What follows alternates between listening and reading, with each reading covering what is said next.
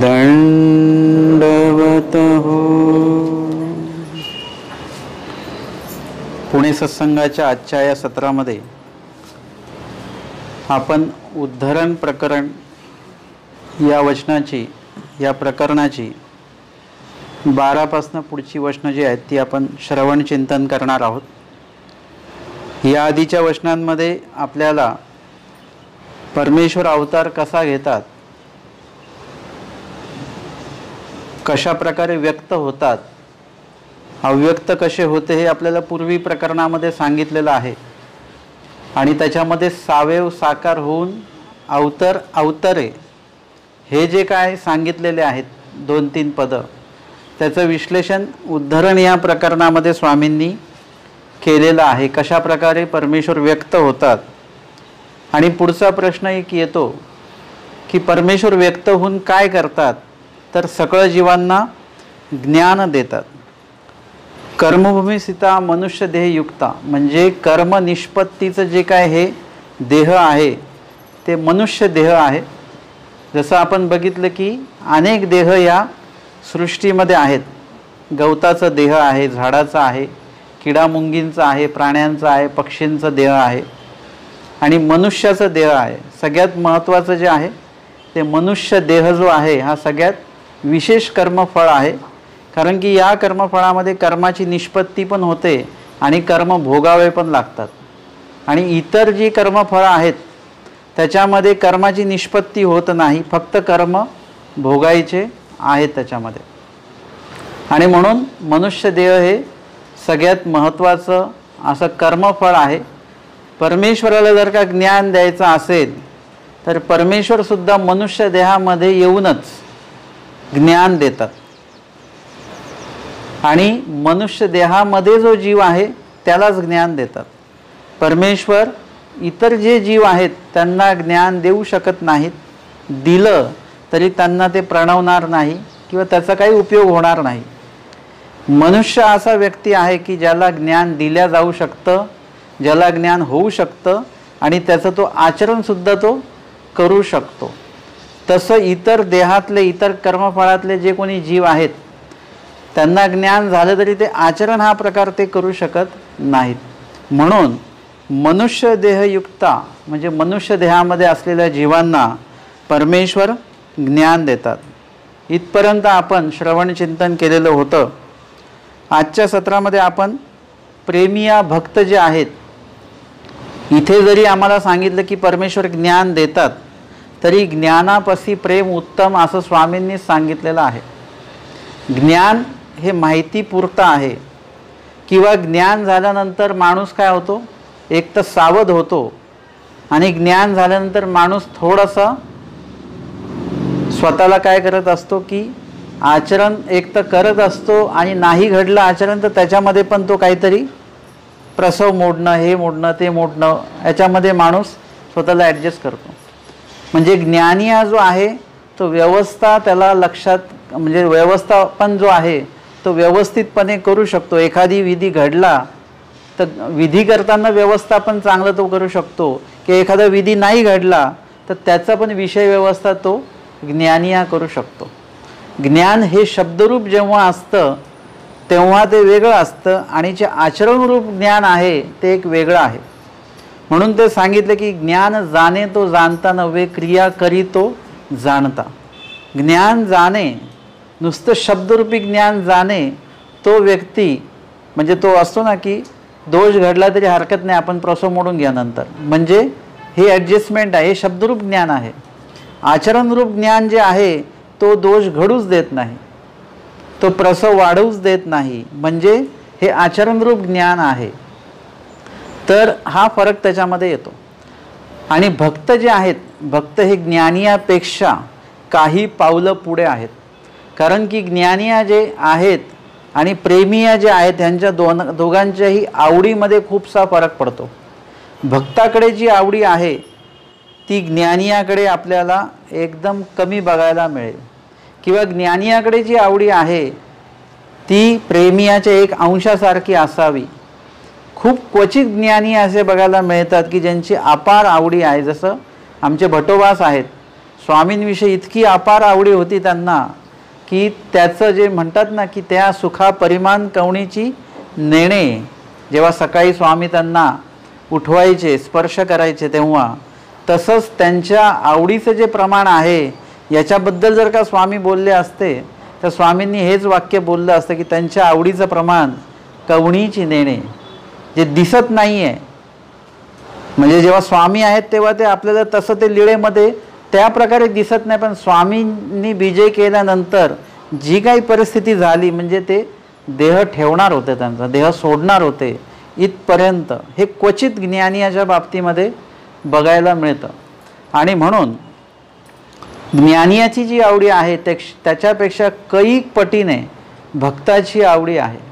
म्हणून जे वचन मागे पण आपण त्याचं उच्चारण केलं होतं की भक्ताची थोरी देवची जाणे. तुम्ही त्याचं मूल्यमापन नाही करू शकत. तुम्ही बाईसांची किती आवडी आहे तुमच्या शब्दामध्ये तुम्हाला शब्दच सापडणार नाहीत, किती आवडी आहे तुम्ही सांगूच शकत नाहीत. परंतु परमेश्वर मात्र जे आहेत, परमेश्वर भक्ताची किती थोरी आहे, ती का थोरी आहे, कशामुळे आहे, त्याने काय काय समर्पण केलेलं आहे, किती प्रमाणामध्ये त्याची आवडी आहे, याचं मूल्यमापन परमेश्वरालाच माहिती आहे आणि परमेश्वरच ते जाणतात. म्हणून आपण भक्तांबद्दल जास्त उहापोह, जास्त चर्चा नाही करू शकत. आपल्याला भक्त व्हायचं असेल तरी आपल्याला खूप कठीण आहे आणि भक्तांबद्दल बोलायचं असेल तर ते सुद्धा खूप कठीण आहे. ज्यांच्याबद्दल तुम्हाला बोलायचं असतं तुम्हाला पण त्यांच्यासारखं थोडं थोडं व्हावं लागतं. जसं की एखादी व्यक्ती कुठल्या तरी विभागामध्ये आहे तर त्या विभागाची आपल्याला थोडीशी तरी माहिती असली पाहिजे, तरच आपण त्यांच्याशी त्या विषयाशी बोलू शकतो. नाही तर आपल्याला ते क्षेत्रच माहिती नसेल तुम्ही त्यांच्याविषयी काय चर्चा करणार. तुम्ही जरी विचारलं तुम्ही कुठल्या पदाला आहे, त्यांनी सांगितलं, आपण म्हटलं वा वा छान, आपल्याला माहितीच नाही कुठलं पद आहे, काय पद आहे. म्हणून त्या क्षेत्राची माहिती आपल्याला असणं गरजेचं आहे, म्हणजे तो विषय समजायला सोपा जातो किंवा बोलायला सोपा जातो. तसं भक्तांबद्दल बोलायचं असेल तर भक्तांचे थोडं तरी काहीतरी आपल्याकडे असणं गरजेचं आहे. त्यांच्याकडे जे गुण आहेत तेवढे तर गुण आपल्याकडे येणार नाहीत किंवा आत्ता सध्या नाही आहेत. येणार नाहीत अशातला भाग नाही, येऊ शकतात, पण आत्ता आपल्याकडे नाही आहेत. परंतु थोडं थोडं का होईना अंश त्याच्यामधनं आपल्याला मिळाला पाहिजे, तर आपण भक्तांबद्दल बोलू शकतो. आणि भक्ताकडे जे आहे परमेश्वराचाच अंश आहे. भक्ती हा अंश असेल, प्रेम साधना अंश असेल, हा परमेश्वराचाच अंश भक्तांच्या ठिकाणी देवानी संचरित केलेला असल्यामुळे परमेश्वराला भक्ताची थोरी माहिती आहे, जाणतात. ते प्रेम त्यांनाच देतात परमेश्वर, भक्ती साधना त्यांनाच देतात ज्यांनी त्यापर्यंत त्यांची ती योग्यता जोडलेली आहे, नाही तर सगळ्यांना देत नाहीत. आपण महिम भट्टांचं किती समर्पण म्हटलं आत्ता तरी आत्ता त्यांना प्रेम दिलेलं नाही आहे. पुन्हा संबंधी त्यांना देतील तो परमेश्वराचा कड आहे. महादाईचं असतील मोठं समर्पण आहे पण आत्ता प्रेमदान नाही आहे, कारण की आत्ता प्रेम द्यावं, भक्ती साधना द्यावी, ती योग्यता अजूनपर्यंत त्यांनी जोडली नाही. परंतु पुन्हा संबंधी कदाचित त्यांना होऊ शकतं, कारण की आज जरी नाही आहे पण आजचं जे समर्पण आहे त्यांचं, महादाईसांचं असेल, भटोबासांचं असेल, माहीम भट्टांचं असेल, आऊसांचं असेल, साधांचं असेल, तर या जन्मातलं त्यांचं जे समर्पण आहे कदाचित त्यांना पुढच्या देहात म्हणजे पुन्हा संबंधाच्या देही त्यांना प्रेम होऊ शकतंही, कारण की त्यांचं समर्पण त्या योग्यतेचं आहे. म्हणून समग्र जीवांना परमेश्वर ज्ञान देत नाहीत आणि समग्र जीवांना परमेश्वर प्रेमही देत नाहीत. मुळात म्हणजे परमेश्वराला सकळ जीवांना प्रेम द्यावं हीच प्रवृत्ती आहे. मुख्य प्रवृत्ती ती आहे, ईश्वर प्राप्ती आणि प्रेमदान हीच प्रवृत्ती आहे. जसं तुम्ही काहीतरी गोड बनवलेलं आहे तर तुम्हाला काय बनवताना काय हे मनामध्ये असतं की सगळ्यांना गोडच वाढायचं आहे. परंतु एखादी व्यक्ती काय मागते, मला गोड चालत नाही, मग काय वाढावं लागतं, त्यांना फिक्क वाढावं लागतं. पण सगळ्यांनीच गोड खावं, सगळ्यांनाच गोड वाढता यावं ही तुमची इच्छा असते, मूळ इच्छा. परंतु प्रसंगोचित तुम्हाला बदलून घ्यावं लागतं. तसं परमेश्वराचं मूळ प्रवृत्ती जी आहे ती आहे की जीवांना प्रेमच द्यायचं, परंतु सकळ जीव त्याच्यामध्ये योग्य ठरत नाहीत. काही प्रेमाच्या पात्रतेचे नाही आहेत किंवा त्या आवडी त्या पद्धतीची त्यांची नसल्यामुळे देवाला देण्याची इच्छा असून सुद्धा देता येत नाही, थांबावं लागतं त्यांना. जरी तुम्ही आग्रह करून वाढायचं म्हटलं, ते म्हणतात की डॉक्टरांनी नाही सांगितल्यानंतर आपल्याला गप्प बसावं लागतं की नको, यांना त्रास होईल काही. म्हणजे दिलं जरी तरी ते त्यांना काय होणार आहे, प्रणवणार नाही, पचणार नाही, अजीर्ण होईल त्यांना. तसं परमेश्वराला एखादी गोष्ट द्यायची जरी असेल, परंतु परमेश्वर देऊ शकत नाही. कनाशीलच्या ब्राह्मणाला देव म्हणतात की मागा तुम्हाला काय पाहिजे. देवाला द्यायची इच्छा आहे, परंतु तिकडून घ्यायचीच इच्छा नाही. देवानी जबरदस्ती ज्ञान दिलं असतं, पूर्वी प्रकरणाचं निरूपण केलं असतं, तरी प्रणवलं नसतं. म्हणून प्रत्येक वेळी आपण हे करतो जे की देव आम्हाला देत नाही, परंतु परमेश्वर देत नाहीत तर नक्कीच आहे की दृष्टपर देत नाही, पण अदृष्टपर जे द्यायला बसलेले आहेत ते आपण घेण्याच्या मनस्थितीमध्ये नाहीत. म्हणून समग्र जीवांना परमेश्वर प्रेम देत नाहीत आणि समग्र जीवांना ज्ञानही देत नाहीत. मग ज्यांना प्रेमदान झालं त्यांना प्रेमदान, पण बाकीचे जे जीव आहेत बाकीचे सगळे, त्यांना तर सगळ्यांना ज्ञान देत असतील तर त्यांनाही सगळ्यांना लगेच असं ज्ञान देता येत नाही. सारंग पंडितांना नाही देता आलं ज्ञान, दादोसांना ज्ञान देता नाही आलं, कारण की आत्ता ते घेण्यासाठी ते योग्य नाहीत. म्हणजे ज्ञानसुद्धा सगळ्यांना देता येत नाही. जे ज्ञानाला अधिकारी असतात, म्हणजे प्रेम व्हायचं असेल तर पूर भजन घडलं पाहिजे, प्रेमाला अधिकारी तुम्ही असले पाहिजेत, तर मग प्रेमदान परमेश्वर देतात. तसं ज्ञान होण्यासाठी पण ज्ञान जे भूत भजन सांगितलेलं आहे, निर्हेतुक, सहेतुक आणि निर्हेतुक, ह्याच्याबद्दल आपण विश्लेषण या आधीच्या सत्रांमध्ये बघितलेलं आहे. तर निर्हेतुक जे भजन घडलं जातं त्याच्यातनं काय होणार आहे, ज्ञानाचा अधिकार निघतो आणि ज्ञानाचा अधिकार ज्यांना प्राप्त झालेला आहे त्यांनाच ते ज्ञान होऊ शकतं, अन्यथा ज्ञान होणार नाही.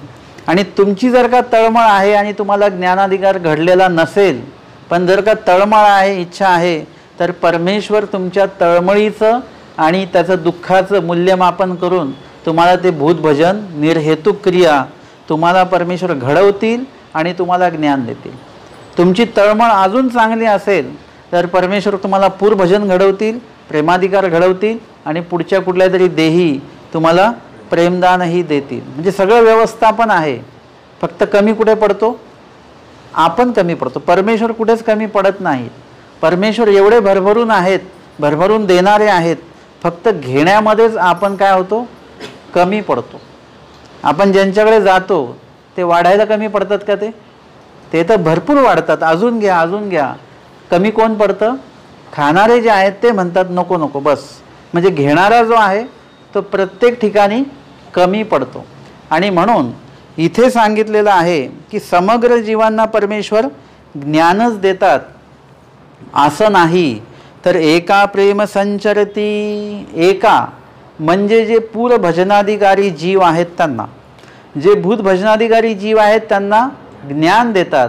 परंतु ज्यांनी पूर भजन घडलेलं आहे, ज्यांना जे पुरीचे 4 पात्र आहेत, जे उभयदृश्य अवतार आहेत, पराच्छादनीचे आवरदृश्य आहेत, आवराच्छादनीचे परदृश्य आहेत आणि एक सेवळा परदृश्य अवतार, हे परमेश्वर जे अवतार घेतात, मूळ स्वरूपा आतमध्ये जे स्वरूप आहे त्या मायापुराच्या आतमध्ये ते एकच आहे, सारखंच आहे.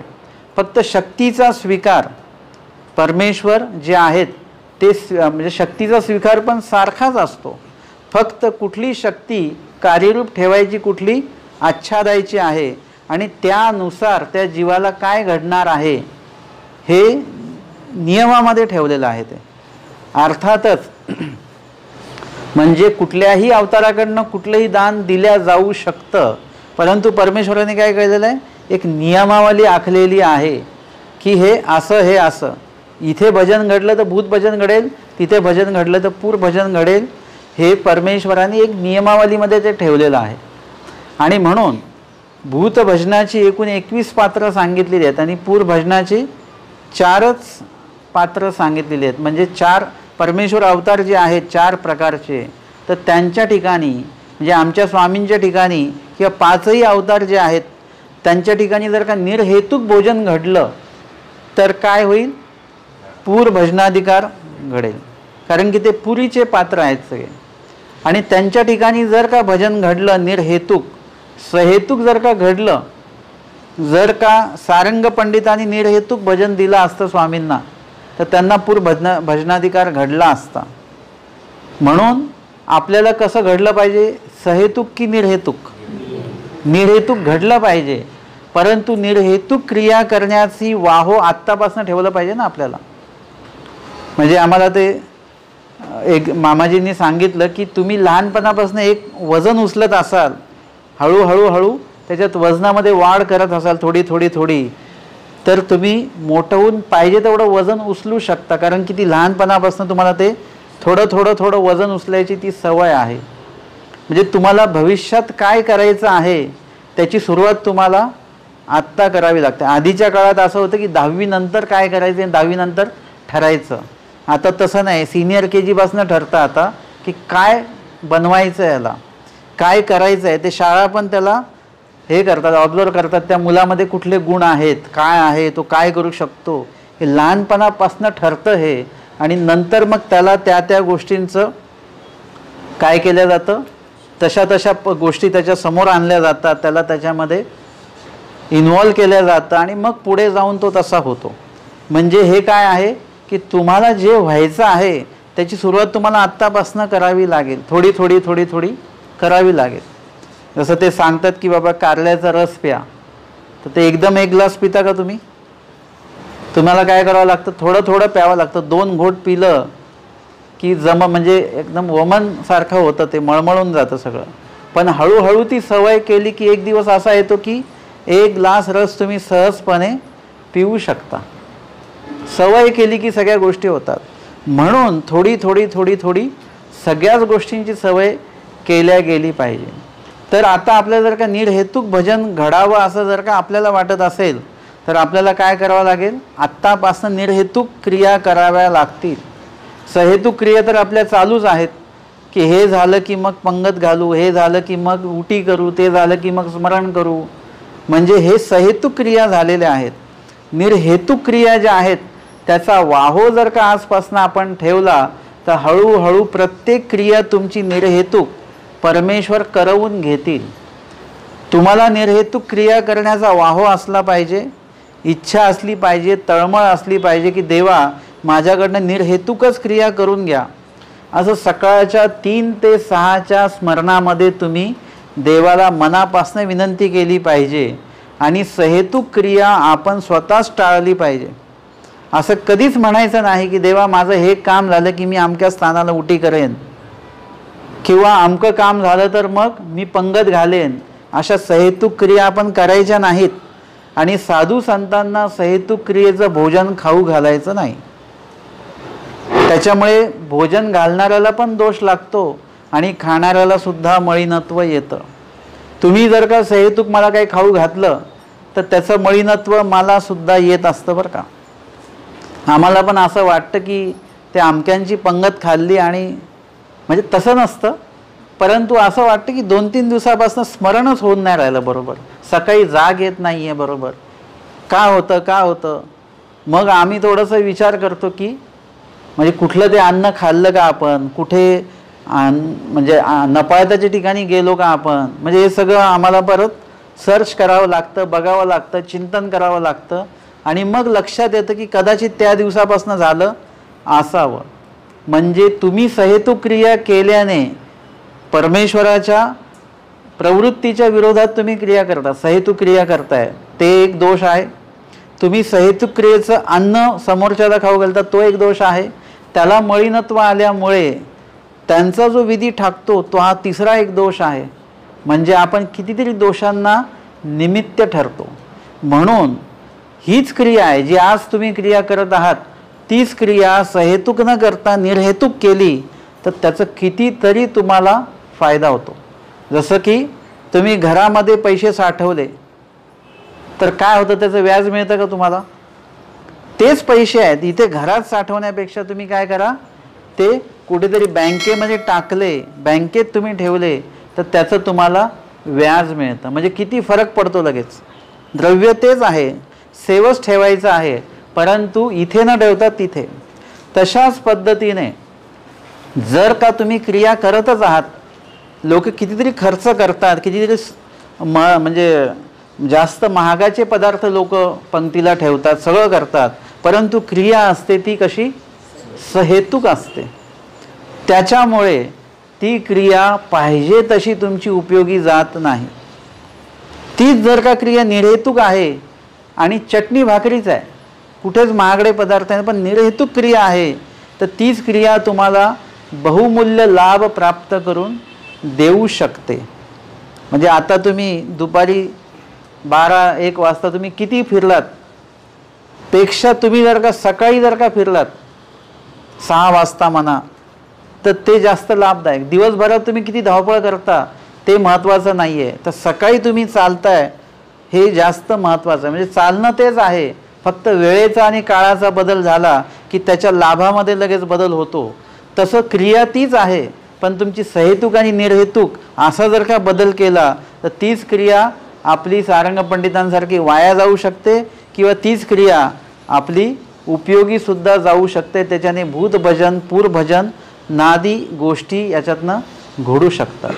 आणि म्हणून या ठिकाणी स्वामी सांगतात की एका प्रेम संचरती, म्हणजे आपण त्या संदर्भामध्येच तो विषय बघितला की प्रेम कोणाला होतं, की ज्यांना पूरभजन घडलेलं आहे त्यांनाच प्रेमदान होतं. ज्यांना भूतभजन घडलेलं आहे त्यांना या जन्मामध्ये तरी प्रेम होणार नाही, परंतु ज्ञान होणार त्यांना. पण ज्ञान झाल्यानंतर त्यांनी तळमळ जर का व्यक्त केली तर ज्ञानियासी सुद्धा परमेश्वर काय करतात, प्रेमदान, भक्ती साधना देतात. आणि म्हणून आपल्याला पूरभजनाकडे जास्त आपला कल असला पाहिजे. म्हणजे एक जण आहे, आता त्याला जवळजवळ 15 वर्षा पहिलीची गोष्ट आहे, त्याला नोकरी लागली आणि त्याला 40,000 पगार होता. तर मग मला पण वाटलं 40,000 पगार म्हणजे भरपूर झाला त्या काळामध्ये. पण तो मुलगा म्हणाला की नाही नाही, माझ्या शिक्षणाच्या दृष्टीने जर का बघितलं तर मला 40,000 म्हणजे एकदमच अपमानास्पद पगार आहे. मला 1,00,000 रुपये पगार कमीत कमी पाहिजे. त्याचं शिक्षण तेवढं होतं. म्हणजे मिळतंय, त्याला पगार मिळतोय, परंतु तो त्याच्या शिक्षणाच्या साजेसा नाही. त्याचं जे शिक्षण आहे त्याच्या शिक्षणानुसार त्याला अधिक पगार मिळाला पाहिजे. तसं म्हणजे प्रत्येक वेळा आपण काय करतो की घर कसं पाहिजे, स्वस्तातलं जरी असलं तरी कसं पाहिजे, मोठं पाहिजे, आहे की नाही. म्हणजे प्रत्येक गोष्ट आपल्याला मिठाई स्वस्तच घ्यायची असते, पण कशी पाहिजे, चवीला चांगली पाहिजे. म्हणजे आपण नेहमी उच्च क्वालिटीचाच विचार करत असतो. तसं अध्यात्मामध्ये पण आपण काय केलं पाहिजे, प्रेम साधनाची अपेक्षा आपण ठेवली पाहिजे की परमेश्वराचं जे उत्तम साधन आहे, तुमच्यासमोर जर का ऑप्शन ठेवले तर की उत्तम साधन पाहिजे की कनिष्ठ साधन पाहिजे, तर तुम्ही काय निवडणार. आता तुम्ही उत्तमच म्हणाल, परंतु उत्तम साधन पाहिजे त्या दृष्टीने आपल्याला उत्तम क्रियासुद्धा कराव्या लागणार. उत्तम आरोग्यासाठी उत्तम आहार, उत्तम तुम्हाला व्यायाम वगैरे सगळ्या गोष्टी उत्तम प्रकारच्या असला तरच उत्तम प्रकारचं आरोग्य लाभेल. तसं उत्तम प्रकारचं अध्यात्म पाहिजे असेल तर उत्तम प्रकारचं आचरणसुद्धा तुम्हाला करावं लागणार. आणि म्हणून परमेश्वराने जे सांगितलेलं आहे ते एकदम 100% खरं आहे. त्याच्यात कुठेही संदेहाचा प्रश्न नाहीच नाही. फक्त आपण कुठेतरी आचरणामध्ये मागे मागे मागे पडतो. तुमच्यामध्ये ती आवडी येऊ शकते, सहज येऊ शकते, कारण की भटोबास, महादाईचा हे कुठून वेगळ्या ग्रहावरून आलेले लोक नाही आहेत, हे आपल्यासोबतच होते तमामध्ये. परंतु ह्यांनी आपली तळमळ, आपली जी काही गुणवत्ता आहे ती इतकी वाढवली, आपल्यातलेच आहेत ते, वेगळे नाही आहेत कोणी ते, परंतु ते वेगळे झाले आपल्यापासून. स्वामी सांगतात ना, येथीचे जवळीके आनोनी आन, म्हणजे एकदम वेगळ्याहून वेगळे झाले भटोबास. का झाले, कारण की त्यांनी उत्तम प्रकारचं माध्यम, साध्य जे आहे ते साध्य प्राप्त करण्यासाठी उत्तम प्रकारचं साधन जे आहे त्याचा अवलंब त्यांनी केला, त्याचा स्वीकार केला आणि उत्तम प्रकारचं आचरण केलं आणि सतत ते आचरणात राहून ते उत्तम उत्तम होतच गेले. महादाईसा जे एकेकाळी स्वामींच्या सन्निधानी राहायला तयार नव्हत्या, त्या महादाईचा शेवटच्या टप्प्यामध्ये देव आठवत आठवत अंतकालेच्या मामेव जे सांगितलेलं आहे, खूप कठीण आहे हे. म्हणजे हे आपण जेव्हा वेळ येईल आपली शेवटची, तेव्हाच कळेल आपल्याला की देव आठवतो की डॉक्टर आठवतो. तेव्हा पण आपल्याला आठवेल की चांगल्या डॉक्टरकडे न्या, मला अजून जगायचं आहे, अजून वाचायचं आहे. त्यावेळी डॉक्टरच्या ऐवजी आपल्याला देव आठवता आला तर आपण जिंकलो. आणि त्यावेळी देव कधी आठवेल आपल्याला? जेव्हा तुम्ही आयुष्यभर देव आठवाल तरच तुम्हाला महादाईसांसारखं शेवटी देव आठवता येतील. नाही तर देव शेवटी आठवणार, शेवटी देव नाही आठवला की समजायचं की आयुष्यभर आपण देव आठवलेला, हे तुम्हालाच तुमचं कळेल, हे कोणाला सांगायचं नाही आहे.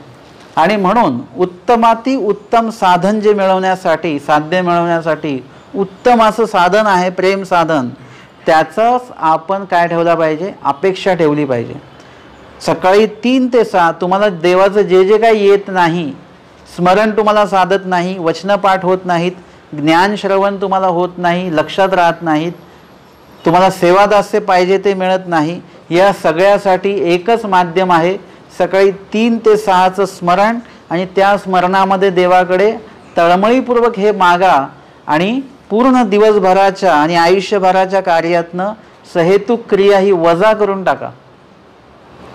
याच्यामुळे तुमचं स्वतःचं नुकसान आणि ज्याच्या ठिकाणी ती क्रिया करत आहात त्यांचं सुद्धा नुकसान त्याच्यामध्ये होतं. आता आम्ही आमच्या मंदिरामध्ये तर सहेतुक पंक्ती आम्ही बंद करून टाकल्या, मुळात पंक्तीच बंद आहेत त्या. पण सहेतुक काही अन्य लोक यायचे आता आणि ते म्हणायचे की आम्ही इकडे आल्यापासून आमचं अमकं काम झालं, मग आम्हाला ते काहीतरी अन्नदान द्यायचं आहे. आम्ही अन्नदान वगैरे आम्ही काही घेत नाही या क्रियेचं, तुम्हाला पाहिजे तर एखादी वस्तू तुम्ही आणून द्या. म्हणजे त्यातल्या त्यात ते खाणं जे आहे त्या संदर्भातलं ते आपण टाळायचं. सहेतुक क्रिया कोणाची असेल तर आपणही खायचं नाही, नाही तर तुम्हाला मळीनत्व त्याचं येतं. आता ह्या सहेतुक क्रियेच्या त्या ह्याच्यातनं आपण बाहेर पडलं पाहिजे. ज्या दिवशी तुमच्याकडे निर्हेतुक क्रिया घडेल तेव्हा तुम्ही थेट परमेश्वराशी जोडल्या जाता. आता मी जे सांगतो आहे की 3 ते 6 मध्ये देवाकडे ते तळमळ ठेवा की आमच्याकडनं निर्हेतुकच क्रिया घडली पाहिजे. कारण की निर्हेतुक क्रिया जी आहे ती आपल्याकडनं घडू नाही शकत. ईश्वर घडविती तरी घडे. स्वामींनी सांगितलं जीव जीवार्चन घडे पर ईश्वरार्चन कहीची न घडे. ईश्वरार्चन म्हणजे काय? सहेतुक क्रिया म्हणजे ईश्वरार्चन नाही. तुम्ही म्हटले की आम्ही देवाला काही विळा व्हायला, आमची पंगत झाली वगैरे वगैरे, पण हे ईश्वरार्चन नव्हे. हे तुमचं काहीतरी तुम्ही हे केलं की माझ्या मुलाला नोकरी लागली की मी पंगत करेन, ती सहेतुक क्रियेमध्ये गेलं. त्याचं उत्तर आमच्या स्वामींनी माहीम भट्टांच्या प्रथम भेटीमध्येच सांगितलेलं आहे. सहेतुक जे क्रिया केले जाते त्याचं फळ मिळतं. मग के असे कर्म आणि कुठे असे शुद्ध अंतकरण, कुठे होईल ज्ञान आणि कुठे होणार मोक्ष, तिथेच खोडून टाकले ते. माहीम भट्ट त्याच्यातनं बाहेर पडले, पण आम्ही बाहेर नाही पडलो. आम्ही सहेतुक क्रियेमध्ये जाऊन अडकलेलो आहोत. मग तो जर का ट्रॅक तुम्ही सोडणारच नाही, जसं आता इकडे येताना मी ज्या रस्त्याने आलो मला सांगितलं की बाबा आता तो विशिष्ट वेळाने तो रस्ता सोडून द्या. तुम्हाला जर का इकडे यायचं असेल तर तुम्हाला त्याच्या बाजूचा छोटा रस्ता आहे त्याच्याने तुम्हाला यावं लागेल. आता जर का मी तो रस्ता सोडला नाही तर काय होईल? मी पुढे निघून जाईल कुठेतरी. मला जर का इकडे यायचं असेल तर मला रस्ता बदलूनच यावं लागेल. जसं सांगितलं तसंच यावं लागेल. तसं निर्हेतुक क्रियेमध्ये जेव्हा याल तुम्ही आणि सहेतुक क्रियेमध्येच राहाल, असे 2 विभाग आहेत. सहेतुक क्रियेमध्येच राहिलो आपण तर आपण परमेश्वराचं जे काही हे भूतभजन आहे, पूरभजन आहे, इकडे आपण कधीच येणार नाही. आपण एक वेगळी वाट धरून निघून जाऊ. जसं एका रस्त्याला जर का 2 फाटे फुटले, आपल्याला उजवीकडे जायचं आहे पण आपण डावीकडचा रस्ता पकडला तर तुम्ही दुसऱ्याच कुठल्या तरी जिल्ह्यामध्ये पोचाल. जिल्ह्यामध्ये काय राज्यामध्ये निघून जाल, राज्यात काय दुसऱ्या देशात निघून जाल कुठल्या तरी. तुम्हाला ज्या विभागात जायचं आहे त्याच्याकडे तुम्हाला उजवाच रस्ता पकडायचा आहे. तो जर का तुम्ही चुकलात तर तुम्ही उजव्या विभागामध्ये जे काही गावं शहरं लागतात तिथे तुम्ही कधीच पोचू शकणार नाही. म्हणून परमेश्वराकडे जर का पोचायचं असेल तर सहेतुक क्रिया हा उजवीकडचा रस्ता आहे आणि देवाकडे आपल्याला पोहोचायचं नसेल तर डावीकडचा रस्ता हा सहेतुक क्रिया करणाऱ्यांसाठी आहे. त्या रस्त्याने आपण जायचं, मग देवाचीने आपली कधीच भेट होणार नाही. परंतु जर देवाला भेटायचं असेल तर तुम्हाला सहेतुक रस्ता सोडून निर्हेतुक रस्त्याने जावं लागेल. म्हणजे आमच्या औसा होत्या, यांची क्रिया कशी होती, एकदम कुठेतरी त्यांनी निर्हेतुक ती क्रिया केलेली आहे आणि त्याच्यामुळे देवाने त्यांना बरोबर तो रस्ता दाखवला, सूचित दाखवलं आणि स्वतःपर्यंत त्यांना स्वामींनी पोहोचवलेलं आहे. आता शांताबाईचा आहेत, शांताबाईसांनी सुद्धा कुठेतरी निर्हेतुक क्रिया केलेल्या आहेत. तुमच्या आणि आमच्या दृष्टीने ज्या शांताबाईसा आहेत त्यांच्या आयुष्यात वाईट घटना घडल्या असं आपण म्हणतो. मला सांगा की ज्यांना शांताबाईसांचं चरित्र पूर्ण माहिती आहे, आपण असं म्हणू शकतो का त्यांच्या आयुष्यात वाईट घटना घडल्या? म्हणजे ते असतं ना की एखाद्या माणसाला इथे नोकरी नाही मिळाली, तिथे नोकरी नाही मिळाली, त्याला 10-10 हजाराच्या नोकऱ्या तिथे मिळत होत्या पण नाही मिळाली, इथे नाही, तिथून काढलं, खूप संघर्ष झाला आणि नंतर त्याला जी नोकरी मिळाली ती 1 लाख रुपये पगाराची मिळाली. मग सांगा बरं तो काय मनामध्ये आणतो? आधी ज्या नोकऱ्या नाही मिळाल्या त्याच्याबद्दल दुःख असतं की आनंद असतो? तो म्हणतो बरं झालं त्या नोकऱ्या मी केल्या नाही ना तर 10 हजारामध्येच पगारामध्ये मला राहावं लागलं असतं. शांताबाईसांच्या आयुष्यात जे घडलं ते आत्ता जरी आम्ही म्हणत असू की ते दुःखद आहे, परंतु जेव्हा तुम्ही निरीक्षण कराल, त्या लीळेचं चिंतन कराल, तर शांताबाईसांचे जर का पती सरले नसते, मुलगा सरला नसता, त्यांची मुली जर का एक विधवा झाली नसती, एकीला वेळ लागलं नसतं, प्रॉपर्टी संपत्ती जर का जप्त झाली नसती, तर परमेश्वर संपत्ती मिळाली असती का? ह्या ज्या संपत्तीचं नुकसान आहे, या संपत्तीच्या नुकसानामध्ये परमेश्वर संपत्तीचा लाभ त्यांना मिळतो आहे. तर सांगा शांताबाईसांच्या आयुष्यात घटना वाईट घडल्या की चांगल्या घडल्या? चांगल्याच घडल्या. एखादी गोष्ट तुम्हाला नाही मिळत म्हणजे एखादी चांगली गोष्ट मिळण्यासाठी दुसरी एखादी गोष्ट आहे ती तुमच्याकडनं काढून घेतल्या जाते. शांताबाईसांचं एक वेगळं चिंतन आज आपण करू शकतो की तुम्हाला जर का देव प्राप्त करायचा असेल तर तुम्हाला आधी चेतन पदार्थ संबंधी याचा संबंध विशेषतः त्याज्य आणि त्याच्यामध्ये परत जड वस्तू म्हणजे संपत्तीसुद्धा त्यांची जप्त झाली. म्हणजे जड आणि चेतन हे 2 जे पदार्थ आहेत ते 2 पदार्थात तुम्ही जोपर्यंत आहात तोपर्यंत देवाची आणि तुमची भेटी नाही. ह्याच्यासाठी काय दंडवत हो.